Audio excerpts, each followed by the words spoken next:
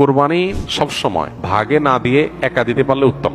গরুতে আপনি ভাগে কোরবানি দিলেন, সেটার চাইতে ছাগলে আপনি একাকি কোরবানি দিতে পারলে বেশি ভালো। কারণ সাধারণত এক ভাগ গরুতে কোরবানিতে যে টাকা চায়, সাধারণত জেনারেলি একটা ছাগলে অলমোস্ট সেই পরিমাণ বা তার চেয়ে কোনো কোনো ক্ষেত্রে 1-2 হাজার আরো বেশি যায়। তাহলে আপনার অর্থ খরচ তো অলমোস্ট সমান বা বেশি হচ্ছে। এদিকে একাধিক ব্যক্তি একই পশুতে কোরবানি দিলে সেখানে ঠিকমতো বন্টন হলো কিনা, কারোর মনে কোনো দুঃখ থাকলো কিনা, কোনো কম বেশ হলো কিনা, নানাবিধ বিষয় থাকে। আপনি একাকি কোরবানি দিলে, ভাগে কোরবানি না দিলে এই সমস্ত ঝামেলার ঊর্ধ্বে আপনি উঠে গেলেন। তবে এটা ঠিক যে একাধিক ব্যক্তি যদি একটা পশুতে কোরবানি দেয় এবং কারোর নিয়তের ভিতরে ভেজাল থাকে, এর জন্য সবার নিয়ত নষ্ট হয়ে যাবে, কারোর কোরবানি হবে না, ব্যাপারটা সেরকম না। কারণ একজনের পাপের বোঝা আরেকজনের উপরে আসবে না। তারপরও সতর্কতামূলক উপায় হলো নিজের হালাল টাকা দিয়ে নিজের মতো করে কোরবানি দিতে পারা। শরীকে কোরবানি দিলে সেটা সম্পূর্ণ জায়েজ। একটা গরু, একটা ওট, এই দুই ধরনের পশুতে আপনার সর্বোচ্চ 7টি ভাগ হতে পারে। আর এর বাইরে কোনো ভগ্নাংশ চলবে না, অর্থাৎ এক ভাগ দুজন মিলে নেওয়া চলবে না। যে কোনো এক ব্যক্তি বা একটা পরিবারের তরফ থেকে একটা ভাগ হবে, এভাবে সর্বোচ্চ 7 ভাগ। সেক্ষেত্রে